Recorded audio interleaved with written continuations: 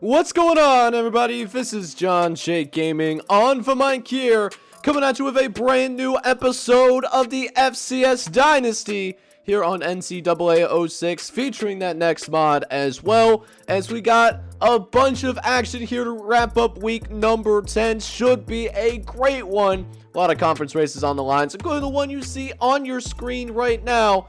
So make sure you go ahead, smack that like button, hit that subscribe button as well if you do happen to be brand new to the channel, as we start with a top 25 matchup. We got number 23 Tennessee Martin going on the road to take on the number 12 team in the nation, the Eastern Kentucky Colonels. They are led by that man right there, Leon Rose. And it's going to be a tough challenge for the Skyhawks. We'll see if they can soar in this one. As we start with Donnie Jacobs' ball down the left-hand side, but it's going to be intercepted. Going to try to take it the distance, try to hit him. The custom player, Chris Gentry, with that step-back cheese, but Ryan could not get away. Nice open field tackle, by the way, from Chris Gentry. You don't just see that from your wide receivers. Now, Eastern Kentucky could not get any points on the board, but great start for this defense as they are playing absolutely lights out, as that might have been the Marshawn Palmer, the sophomore custom, that got in there and forced a forced fumble. It was not Mitchell that got on it, but does lead to an Eastern Kentucky touchdown anyway. 7-0 lead for the Colonels, as we'll go ahead and see a goal line set here for both squads. It's going to be mano-a-mano, and Coach going to decide to pass with it instead, but it's picked off. It is going to be intercepted, and Tennessee Martin will take control at midfield. So, surprised that they did not go to their stud running back, and that's going to cost them dearly because of that. We'll see if the Skyhawks can do anything. They don't. They actually go free and out as well. Both teams really struggling to move the football early. A lot of turnovers in this one, as Tennessee Martin, speaking of turnovers, they will actually fall on another fumble.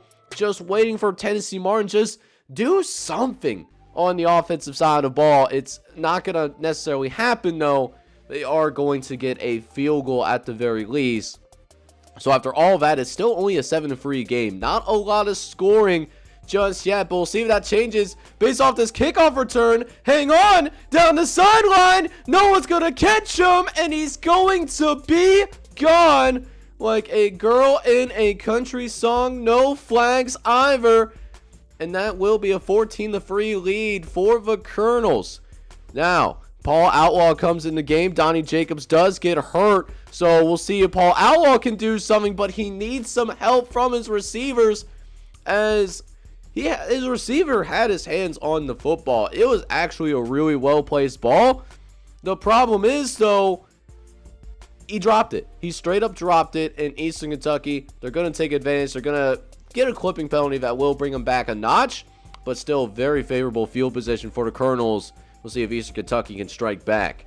1st and 10 from the 36-yard line. Coates in the I formation. No, it's going to be a play action. Coates down the left-hand side, but that's also picked off. Another turnover for the Skyhawks here with 41 seconds left to play in the first half.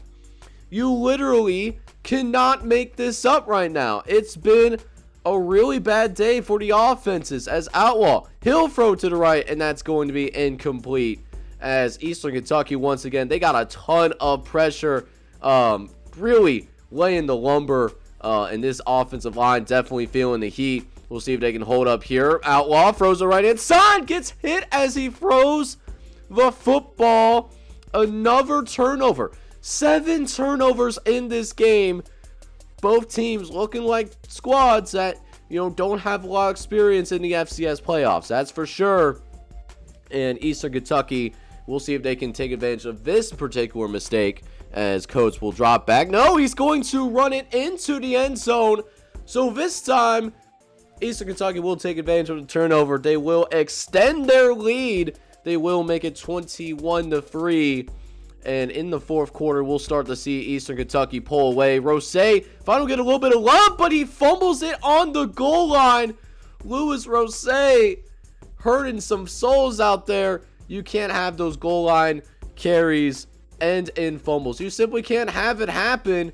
But Eastern Kentucky, they're still going to be able to get a safety out of it on the next possession because Tennessee Martin was driven up on the 1 yard line. So they do end up getting the football right back, and Rose does make up for it. He will get a goal line touchdown here that will put Eastern Kentucky in a very convincing position. They will win this game 30-3 as Eastern Kentucky will keep itself going here in the conference championship race to get that automatic bid. Tennessee Martin, meanwhile, not only are they going to be put in a tough spot within conference play, but they're also probably will fall outside of the top 25, and that's going to be difficult to get that at-large bid if you're sitting outside the top 25, right? So that's going to be an issue for the Skyhawks. They're going to have to play strong for the rest of the season. As for Eastern Kentucky, they are certainly going to be in a really good spot. But now we go to the SWAC Conference, and this is actually one of the games that what your channel members did decide on, which, by the way, if you're interested in being a channel member to have direct say on the FCS series, make sure you go ahead and check that out. That is linked down in the description, but really good matchup here. Alcorn State, they are in control of their own destiny right now. They are undefeated in conference play, but they are not ranked, so this will definitely help them get a higher seed, and of course, beating Arkansas Pine Bluff, who's had a really good season as well. They did beat FBS Alabama earlier this year, so this is certainly a legit squad in their own right. Very interested to see how this game ends up turning out, and more importantly, I'm hoping that we're going to see a lot of points in this game. We'll see if that comes true or not, as Rod Robertson has led the Alcorn State Braves down the field already. We'll see if he can capitalize on a 1st and goal from the 7, as Robinson trying to get out to the tailback, but the tailback, it was too high for him, and it's going to be taken all the way back to the crib. He's even going to high step right in front of the freshman, Rod Robertson. Oh, you hate to see it. It was a really good drive by Alcorn State as well, but then to have that pick 6 happen to you, that's really not going to help the cause whatsoever. And Arkansas Pine Bluff is going to take the lead early. We'll see if Rod Washington can have a better drive this time around, but that also gets intercepted. And not only does it get intercepted, same guy picks him off. I kid you not. The same guy picks him off, and it also ends up being a pick 6. So it seems like one of those games where Arkansas Pine Bluff might just absolutely tear them apart, and that would be tough if that happens. But Alcorn State does work it back into a 1-possession game, but we'll need their special teams to step up here, and I don't think that it's going to happen. Down the sideline, and that brother is going to be gone. He's going to be a certified bad man as well, as Arkansas Pine Bluff, they will end up extending their lead. 21-9 ends up being the score, and you see the graphic right there. That's the crazy part in all of this. Alcorn State is dominating Arkansas Pine Bluff. They have over 180 yards more than the Golden Lions, but the Golden Lions are making critical plays when they need to, and they're holding up pretty well. We'll see if that ends up being the same here in the 4th quarter as Rod Robertson tries to scramble with the football there, but Robertson does put the ball on the ground. It's yet another turnover for this very talented sophomore quarterback, by the way, as it looks like Jacob Brightman was there able to go ahead and force that fumble. So now Nael Matthews and company, they're going to come out onto the field here once again and try to extend this lead up to a degree. We'll see if Nael Matthews, the sophomore, has it in him, or will he hand it off? No, it's to the fullback. Doug Rose, one of the better running backs in the country, was actually used as a decoy, and the decoy works to perfection, and the Golden Lions extend their lead 28-9 now, being your score. And Alcorn State, they just aren't making the plays that they need to make. They're not used to being in these kinds of situations. Arkansas Pine Bluff doing a little bit better, and it's not going to get much better. Actually, it gets a lot worse as Doug Rose on special teams, he's going to make his impact. going to be another touchdown for the Arkansas Pine Bluff football team. And the Golden Lions win pretty convincingly, 35-9 ends up being your final score. And Pine Bluff's going to draw a little bit closer to winning that Northern Division title. They'll still need a little bit of help, as this is Alcorn State's first loss, and the Golden Lions did lose a couple of games in conference play, but it narrows down that gap a little bit, and that does mean Arkansas Pine Bluff, they can officially call themselves in the picture to try to win this conference championship when that time comes around. Again, they will need help from Alcorn State, but Arkansas Pine Bluff overall still in a pretty good spot to make their first FCS playoffs. But we keep ourselves in the SWAC conference as we now check in on the number 7 team in the land, the Southern Jaguars. They go on the road to take on the Hornets of Alabama State. And Alabama State are going to have a tall task for sure. They're going to have to find a way to stop this backfield duo of Carlos Pace. And of course, we can't forget about the junior quarterback, Justin Jones, former #1 recruit. But we'll start with the Alabama State offense, led by T.Y. Huntley, a junior. He's going to throw to the left-hand side, but is going to get intercepted. Not a good start at all for T.Y. Huntley. And that is the last thing that you want to do right now. Give this Southern offense ideal field position. You hate to see it. And they will start off on the 47-yard line as Jones looks to throw over the middle, finds his man. He's going to make a man miss here, and it's going to be a first down for the Southern Jaguars. Saw the in route, was able to complete it, and that will get the Southern Jaguars into the red zone. Justin Jones is particularly dangerous here. Looking over the left-hand side, gets it out, but his guy fumbles it on the ground. Alabama State's going to recover, and now it's a foot race down the sideline, and it's going to be 7 points, but not the way that you expect them. Touchdown, Alabama State. And the Southern Jaguars, they will be down early, down 7-0. We'll see if Justin Jones can shake that off, as Jones will actually try to run it up the middle of the field, but Wallace Mooney able to clog up the holes, clog up those running ways really well. No pause there, by the way, and that will be no gain there for Justin Jones, but still leading a steady drive. Another first down, few plays later on the 26. Jones looking over the middle, but this one gets intercepted. And another turnover for the Southern Jaguars. It will end up being recovered by Alabama State. And this is exactly how the Hornets want to play if they want to pull the upset. They're hanging on for dear life, but eventually their offense is going to need to do something here because Southern's got some weapons. Pace, for example, huge run down the left-hand side, gets it to about the 30-yard line. They do have a significant lead in terms of yards gained, 178-8, and yet Alabama State is winning. Absolutely crazy, and Jones will make sure that they finally get themselves on the board as Jones throws an absolute rocket. And not only was it a rocket, it was also a dime as well. And we now got a tie ball game. Later on, Jones right inside, throwing yet another missile down the sideline, and it's going to be completed. Jones having himself a performance right now, nearly 200 yards of total offense. We still got a full half left to play after this, as Jones again running to the right hand side. He's gonna stiff arm his way into the end zone. Touchdown, Southern. And the Jaguars take a 14-7 lead. And how about Jones able to strut his stuff downfield? And a lead here for Southern going into the second half.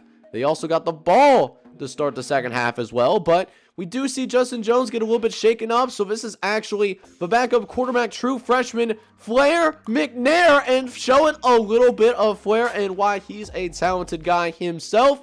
He will get a touchdown, 16 yards. That will make it 21-7, showing some flash of someone that could be the future of this program. You like to see that, you know, even in these conference games, you really like to see that type of progression. And Alabama State looks like they are no match for this Southern team. Cunningham, he's going to get another interception. He has been an absolute ball hawk this year. That's his 7th interception of the season, by the way. You cannot make this up. Just being in the right place and the right time. And now Jones trying to... No, he tries to get the read option to go, but he fumbles it. The ball bounces up in the air, and it's a friendly bounce for Alabama State. I mean, look how far this ball flies. It went up there. It went up there real quick. But Alabama State cannot do anything with the football. They actually go free and out, and it goes into the hands. No, it's fumbled again. Alabama State is going to recover. What is going on with the Southern Jaguars right now? I have absolutely no idea, but it is a tough pill to swallow, though. And now Southern trying to get itself back on track. 21-7, still your score. This will certainly help. Huge play, and we got a broken tackle as well. It leads to a touchdown. Southern will go ahead and extend their lead 28-7. That's going to be an 81-yard touchdown pass. How about Jones having himself a day? If I'm not mistaken, that might be his 3rd touchdown of the game. It is. He's having himself quite a performance so far, even with the mistakes that he's made in terms of, throwing that interception. Also, he's got a fumble in there, but he's doing a pretty good job overall. Someone who is also doing a pretty decent job, T.Y. Huntley. He's going to throw one right on a rope, and that leads to a touchdown as well. Huntley, he's able to do some things when he's got a clean pocket to work with. That's exactly what I'm talking about. Good throw. Got that yards after the catch as well. In a 2-possession game here. 5 minutes left to play in the game. Could still see Alabama State come back. They need this play, though, but this will not be what they are looking for. Yet another turnover downfield. That's the 4th turnover that this defense has forced. And they're not even winning the turnover battle. That's the crazy part in all of this. They are down by 1 in turnovers, but they can put it away here on this drive. Jones looks over the middle, but that's intercepted. Alabama State still in the game somehow, and Gibbs gets a huge interception that could very well save their season. Offense got some work to do, but you're given an extra chance. We'll see if they take advantage of it. 1st and 10 from the 49-yard line. Huntley under center as of right now. We'll see if he can get this pass off. He does. Looking down the middle. He's going to throw it up, and he catches it. It's the fellow junior custom, Trey Williams, making a play. He had zoo animal all over him, but he didn't have those animal instincts there. And now Alabama State with a chance to score. Throwing to the left-hand side. It's the backup tight end that pushes it into the end zone. Converted linebacker. Had some soft hands, so he's playing a little bit of offense as well. And Alabama State, they make it just a 1-score game. It is certainly not over yet here, folks. And we got 2:36 left to play. Kickoff. What does Alabama State do? They will not go for the onside kick. They will go for the kickoff instead. Need to stop them and hang on. Ball is on the ground, and Alabama State is recovering. That is exactly what Alabama State needed. I mean, seemed like your regular kickoff as Chris Brand just puts the ball on the ground. And now Alabama State with a chance to tie. 4th and 13, though. Less than 2 minutes left. Does he have it? Huntley, does he got the sauce? Throws it up, and it's caught! It is caught! Touchdown! Alabama State! And this game is all tied all of a sudden. You cannot be serious right now. The pressure all on the Southern Jaguars. Does Justin Jones have the answer? 1st and 10 from the 25-yard line. Jones dropping back. He's got some time. Throws over the right-hand side. It's caught! It is caught, and they are just going to be on the outside of field goal range as Chase Walter having himself a nice day. Having a pretty solid season as well. Someone that Justin Jones certainly likes. And it does seem like one more first down will be enough to get into field goal range. We'll see if they can do it. 3rd down, 10 yards away. Jones drops back. He's got some time. Throws it up. He wants a touchdown. He's going to get the touchdown. And the number 1 former recruit is going to put Southern ahead 35-0. the 28 in what has been a battle all day long. Justin Jones just throwing it up one-on-one coverage. And now back in T.Y. Huntley's hand, trying to make sure that Alabama State can bring this thing into overtime, and things get a little bit interesting here. Able to get it out to Trey Williams once again. He's been stepping up big time here in the fourth quarter. Able to get it to close to midfield, but they need another first down. Looking around, Huntley throws it up, another one in the air, it's caught. That's caught as well. They're now at the 24-yard line. They should have at least a couple more plays to work with if they manage to clock correctly, but they don't. This is going to be their last play of the game. T.Y. Huntley in the shotgun.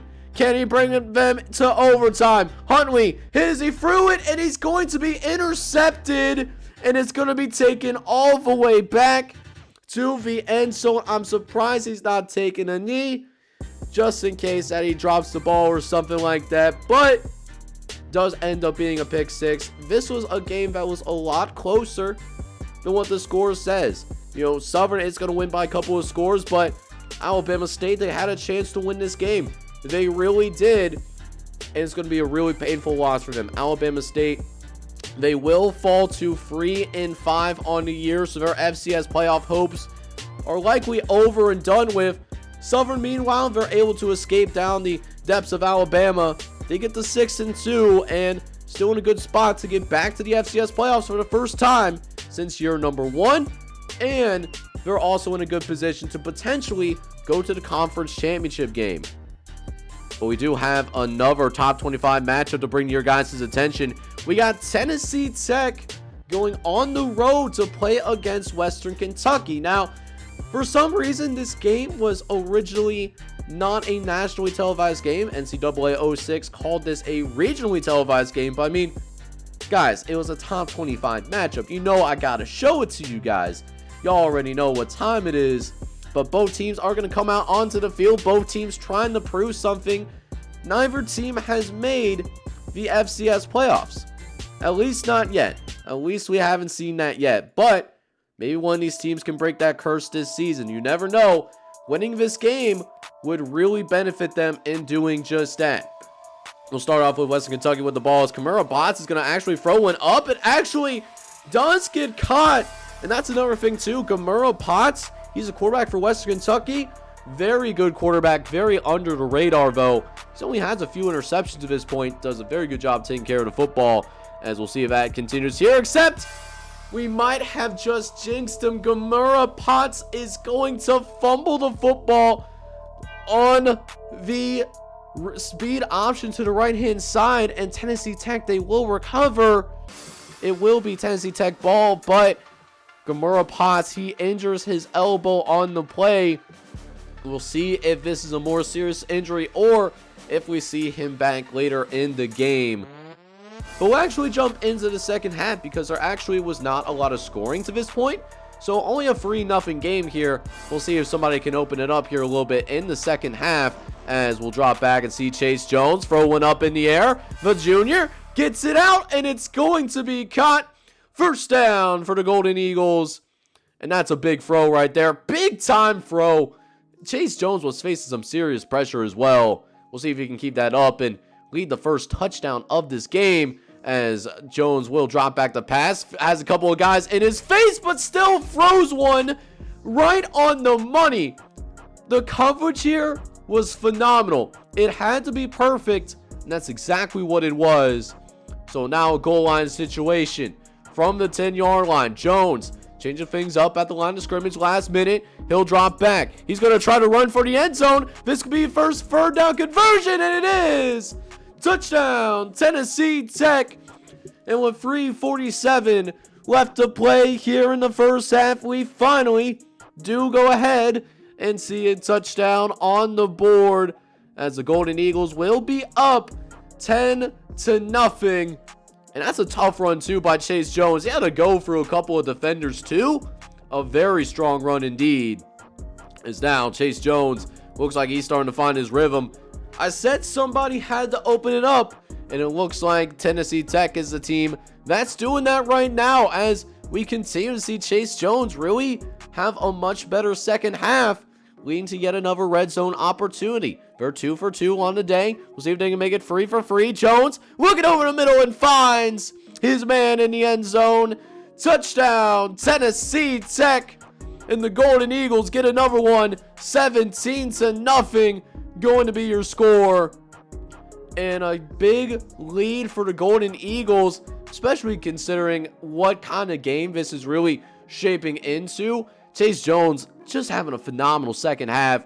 Where he wants it, that's where it's going. And Tennessee Tech, they win yet another game. They get to 6-1 on this season and easily take care of Western Kentucky. They made it look easy too. That's the scary part. So maybe Tennessee Tech is one of those schools to watch out for as we get into the final stages of this regular season. Western Kentucky, of course, still in the playoff mix. They'll probably fall outside the top 25. We'll have to wait and see what happens. But Western Kentucky at 6-3. They are certainly still in it. They have all of their goals for the season still in front of them. They shouldn't have too much terribly to worry about as long as they finish the year strong. But somebody that will need a little bit of help, though, is Eastern Illinois. The Panthers come into this game 3-4, so their chances of making the FCS playoffs as an at-large team, they're not very good. But that being said, they are still in the conference championship hunt, as is Sanford. Both teams are 3-1 in conference play. The winner of this game will be tied for first place in the Big Ten Conference. So a big game here for both teams, as we'll see Lobdell go to work. He's been having a very good year for Eastern Illinois. 1,500 yards, but 19 touchdowns, first 1 interception. That's one of the best TDD interception ratios in the NCAA. And they'll go against a pretty solid Sanford team that's, trying to have that big breakthrough season. We'll see if it happens here, but Eastern Illinois letting it be known that they are not gonna go down without a fight. As Ralph Rags with that Rags to Riches story, he's gonna get the scoring started for Eastern Illinois, and they will take a 7-0 lead. But Ashton Hines, he might have a little bit of an answer himself. Throws it on a rope. Oh my! That was a go pattern for the tight end, and just dropped it right into double coverage. Nothing that Russell Matthews can do about it. And Asante Randolph Jr. gonna finish the drive for the Sanford Bulldogs, as that will be a touchdown for Sanford.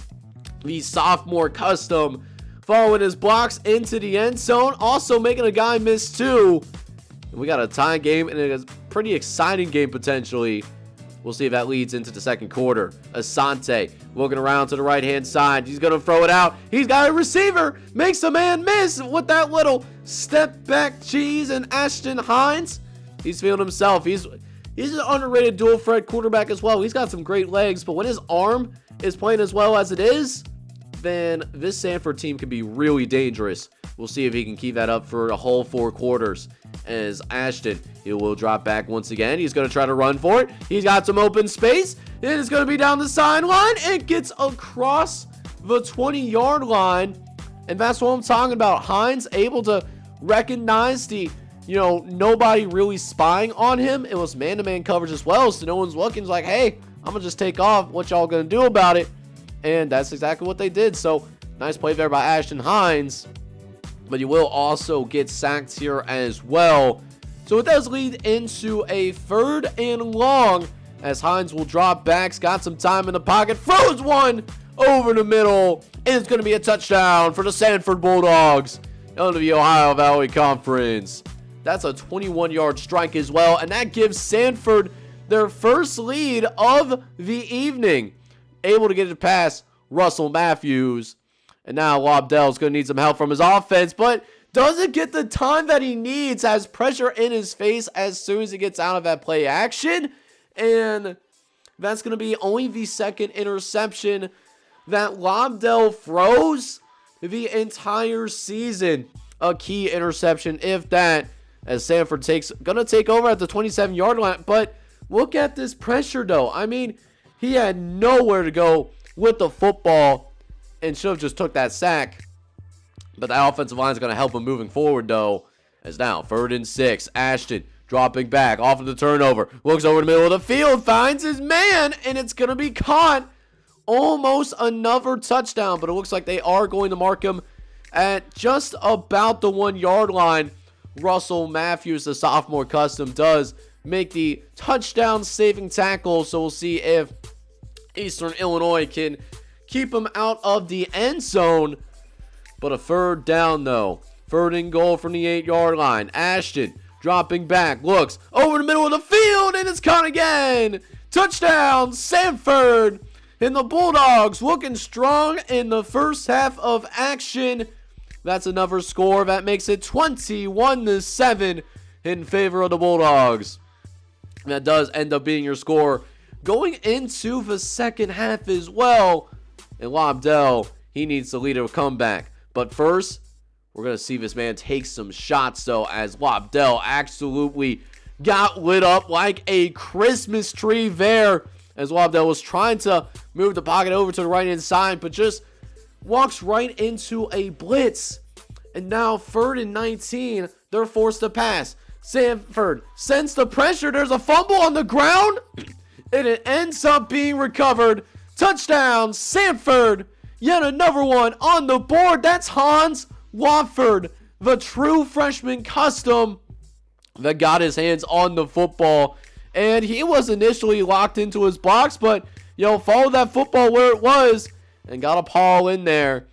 And that's a defensive touchdown for Sanford, extending the lead, 28-7. Lobdell trying to lead his guys back, looking for Ralph Rags, and you can see the season ripped right through the fingers of Eastern Illinois.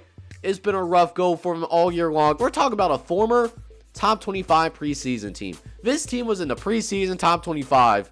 And with their season on the line, this early in the season nonetheless, they're just coming out flat right now. And Ashton Hines will have a chance to really extend this lead further. And he just might get anything that he wants right now. I mean, look at this throw. This is not an easy throw to make. In between 3 defenders, he actually tries it and gets it to work. I don't know what to say, but 1st and goal from the 5 yard line. This would make it 35-7 if they can find the end zone again. Looking over to the left-hand side, throws it up, and it's caught! Touchdown, Sanford! And Ashton Hines is on his game today. Big time throw and catch. And that is going to extend the lead for the Sanford Bulldogs. Eastern Illinois, they do not get any points on the board. They go 3 and out. So we actually will start to see their backup quarterback in the game. Ashton Hines' day is going to be done. So we'll see what this other quarterback has. This is the backup, St.Thomas Tommies. He is one of your guys' customs. He is a sophomore as well. He is planning on starting once Ashton Hines graduates, or if he ends up, say, transferring to an FBS school or trying his luck in the NFL. But we get some Dante Thomas love here. See if he can get his first touchdown, but instead he's going to get his first interception of the season. The only turnover that Eastern Illinois has forced, by the way, it is considered a little too late, unfortunately. And he has running back wide open, but just threw it too late, threw it to a bad spot.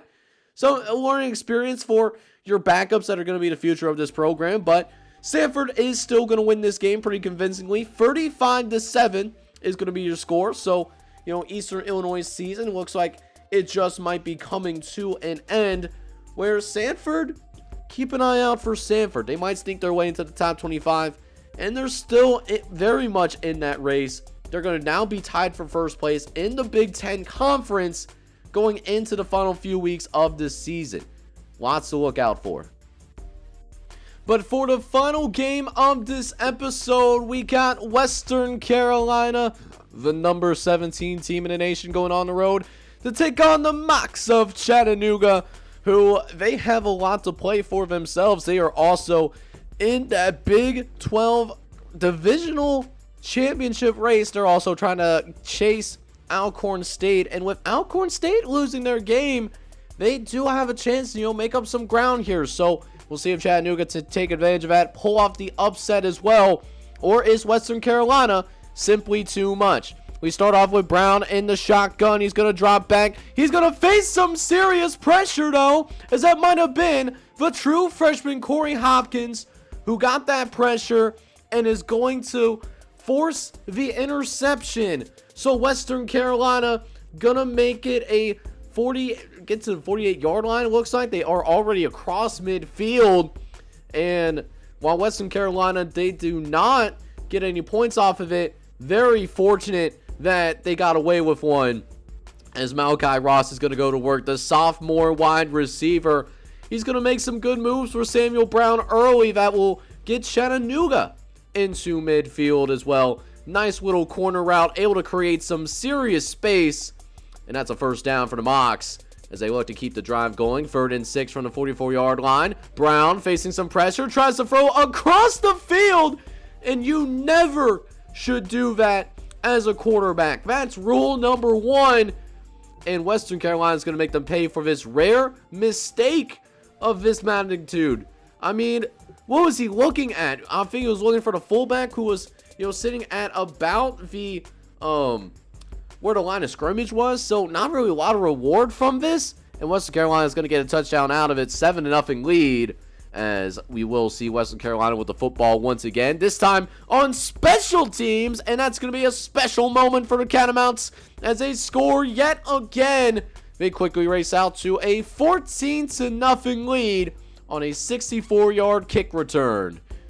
Later on in the game, starting in the second quarter, Cummings leading a pretty good drive so far, hands it off to the tailback, and Johnson is going to force his way in himself.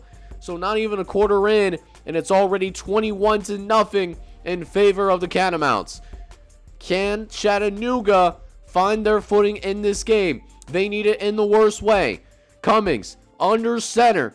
Does he hand it off to one of his star tailbacks? Yes, he does. Up the middle of the field, but no running room whatsoever. It gets locked up, but Western Carolina is still grinding the Mocs down. It ends up being a goal line spot on the 1-yard line, and Johnson punches it in. Yet another touchdown for the Catamounts. They eventually get to a 31-0 lead. Brown needs a score in the worst way. Throws it up for his custom receiver. He was looking for Malachi Ross, but it was covered extremely well there. Powell's going to get the interception off of the deflection. And another chance for Western Carolina to get points on the board. Cummings, he's going to look to the right-hand side, but that's going to be intercepted. Looking down the field, and it's going to be in the end zone. Touchdown, Chattanooga. Freeman with his first pick 6 of the game. That's how Chattanooga is also going to get his very first points of the ball game. Just not a good decision there by the backup Cummings, and that will help Chattanooga cut into this lead a little bit, but they're going to need a lot more than that, though. We'll see if they have more in the tank here in the second half, as Brown drops back again, facing pressure, gets absolutely wobbled by Jacobs. 6-yard loss, and Brown just ran right into the pressure. He moves to his right, and now 3rd and long because of it, as Brown looking around, needs some time, does get the time that he's looking for, and it's caught! It is going to be caught. First down for the Mocs, and Brown gets the time that he's looking for, throws a beautiful spiral, and now Chattanooga on the move. Got a little bit of space out of the end zone at least, but can Brown capitalize? He's going to look for a second deep shot. He gets this one as well. Another huge catch for Ricky Pino, and Pino gets the Mocs inside the 5-yard line. We'll see what they do in the goal line set. It's going to be a straight pass. Looks to the left, gets it out to the tight end, and a touchdown for the Chattanooga Mocs. The work back into this game. 17-point difference now, so it's a workable comeback. Surprisingly, I thought this was going to be a complete blowout. Not completely the case. Western Carolina did put a little bit off of the gas pedal a little bit, but we'll see if they can get that intensity back here in this fourth quarter. As 4th and 10, they look to the left-hand side, but it's intercepted, and it's going to be a foot race to see if this is going to be a pick 6, and yes, it is. Touchdown, Western Carolina, and Coach Benfield absolutely ecstatic about how his defense is playing right now. Powell in particular, that's going to be his second interception of the game, and that will also be his second defensive touchdown of the game. Just a very strong performance by this young man at defensive back. And one last chance for Browns to at least try to make this a more reasonable game. Brown throwing over the middle of the field again, but it's picked off once again. This time, it's caught off the tip by the true freshman Corey Hopkins. Really making a name for himself this season. He's been all over the field, but Western Carolina will end up winning this game 41-17. So Chattanooga, they will not be able to take advantage of the loss earlier this episode by Alcorn State. So we're still going to be behind them in the Big 12 North, but Chattanooga, they're still in it, but this loss will definitely not help them if they were trying to make it in as an at-large. Looks like they will need to win their conference now in order to go to the FCS playoffs. Their first FCS playoff appearance last year. Meanwhile, Western Carolina, they don't have anything to play for. They're just playing for pride, but they are having a good year at 6-2. So with all the gameplay done, let's go and take a quick look at some of the late night scores before we go and take a look at what the conference standings are shaping like. We start off with the number 1 team in the land, Georgia Southern. They went to Lincoln Financial Field to take on the Temple Owls, and Georgia Southern survives the test, winning 28-17 and remaining undefeated. Another team that's also remaining undefeated is Utah State, as they blow out Southern Utah in WAC action. Utah State Aggies win 44-14 to bolster their record up to 8-0. Also bolstering their FCS playoff hopes is Central Michigan. They come in ranked number 22 in the country, and they took on Western Illinois in MAC action. In Macomb, Illinois, it was a blowout. Central Michigan winning 59-17 to get to 5-2. But one top 25 team in the late night group will end up falling, and that is the Rice Owls. They lose the battle for the Mayor's Cup 31-24, as Rice looks like they might be falling out of the top 25, with SMU might be getting that invitation soon.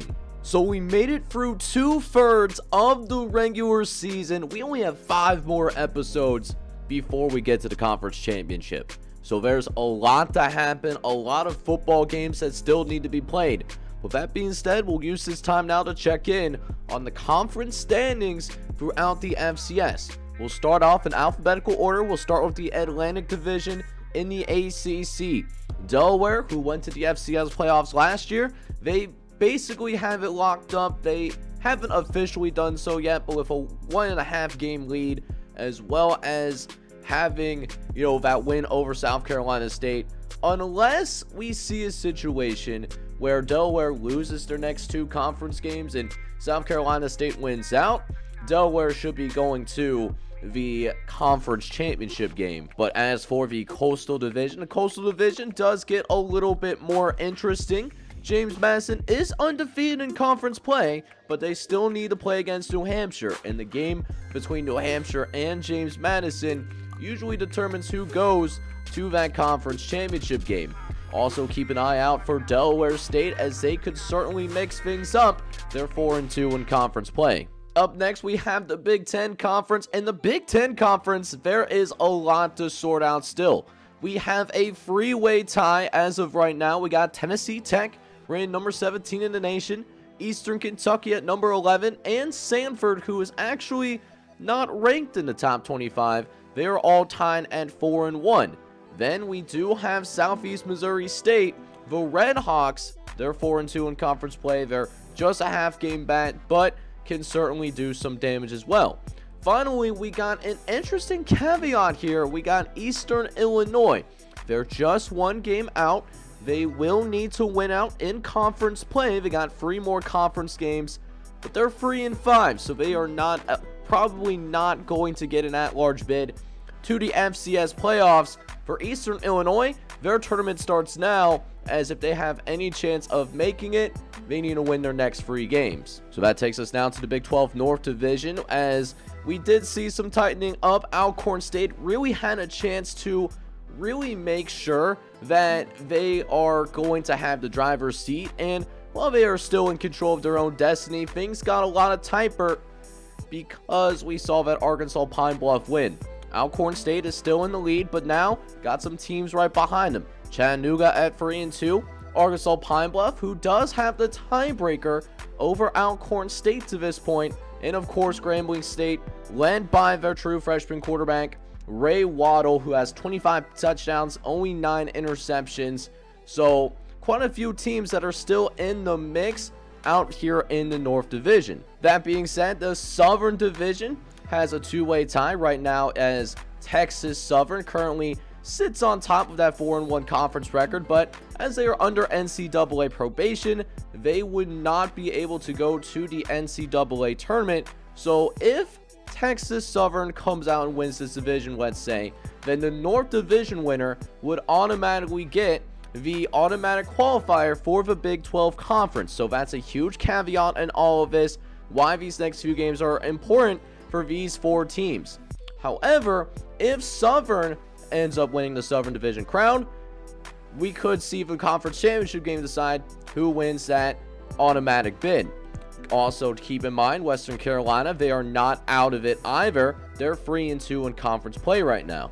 Next, we have the Ivy League. See how the Ivy League is going right now. And the Ivy League only has 2 teams that are at or above 500 right now.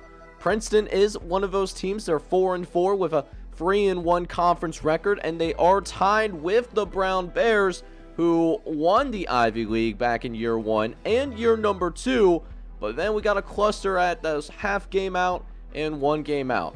Penn is sitting at 3-2 right now. Yale, who is also at 3-2, but they are not eligible for the FCS playoffs this year. And with 1 game out, we got Cornell, who had a really solid non-conference slate, 5-3, and Columbia at 2-6. So once again, could be one of those things where we simply do not see an Ivy League team get into the top 25, and this is probably going to be a one big league. Back in Conference USA, however, we might have a good idea of who's going to the conference championship. We got Eastern Carolina at 5-1. They do have a 1.5 game lead over Richmond. Then on the west side, a little bit more interesting. SMU is there, 4-1. They do have the tiebreaker over Rice currently, but Charleston could sneak their way in there as well. They're 4-4. They got a 4-2 conference record. Charleston is an interesting team to watch there. If they could find a way to get to the conference championship, they could find a way to make their first FCS playoff appearance. A lot of intrigue here. Quickly for the IA Independents, and we actually don't see any independent school ranked in the top 25. Temple was in there, but they have lost their last couple of games. UMass is sitting at 3-3, and then Rhode Island is at 4-5. Finally, Morgan State is here at 1-7. Going back up to the Midwest, though, we have the MAC Conference, and for the East Division, Ohio has the inside track. They are just now in the top 25 of a 7-1 record, followed by Akron right behind them. They are number 4 in the entire country. They have an 8-1 overall record as of right now, but a lot of injuries on that team that is piling up for the Akron Zips. So these 2 teams definitely to watch out for as that division race gets tight. And then over in the West Division, we got a 2-way tie between Eastern Michigan Eagles and Ball State.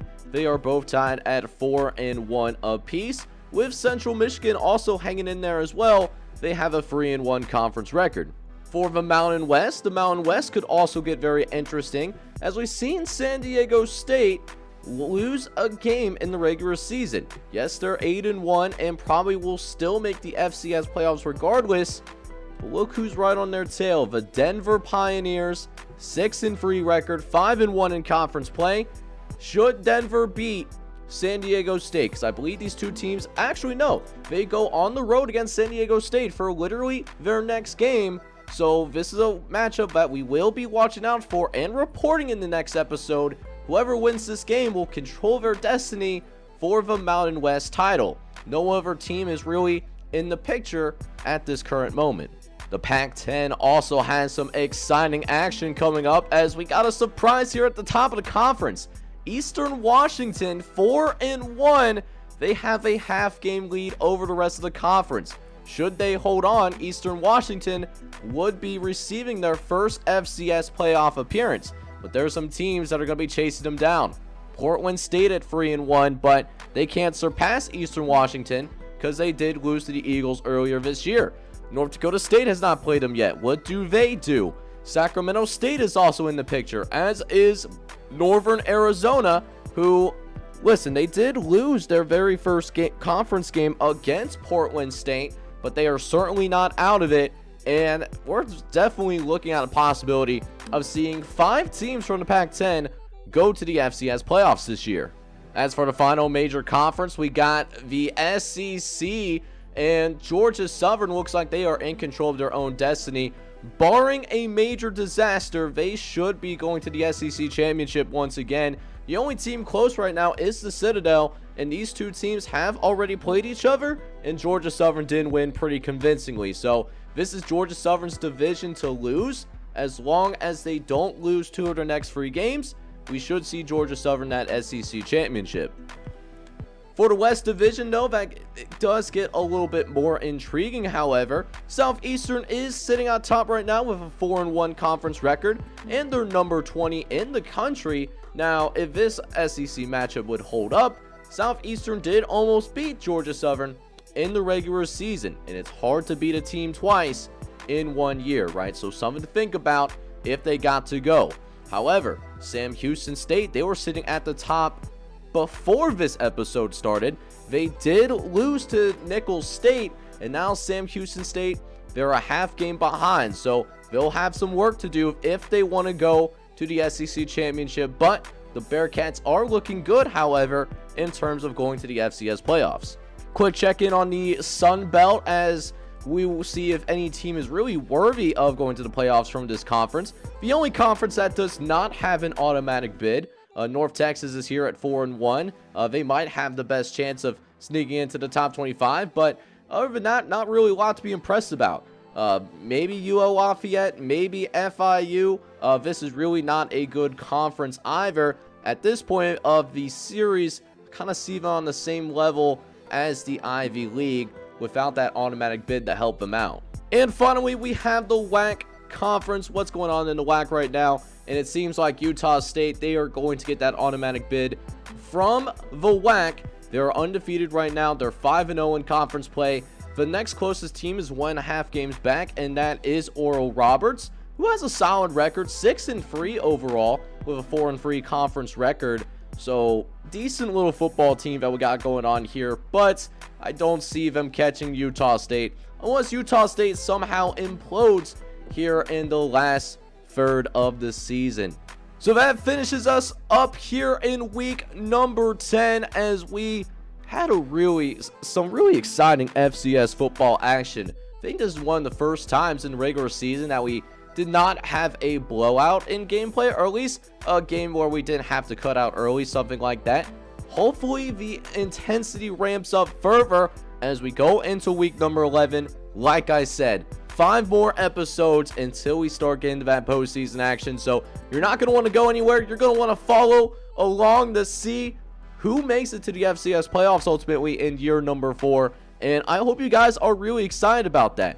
But if you enjoyed today's video on FCS Dynasty action here on NCAA 06, I need you guys to do me a massive favor. Smack that like button for me, and then also hit that subscribe button as well if you do happen to be brand new to the channel.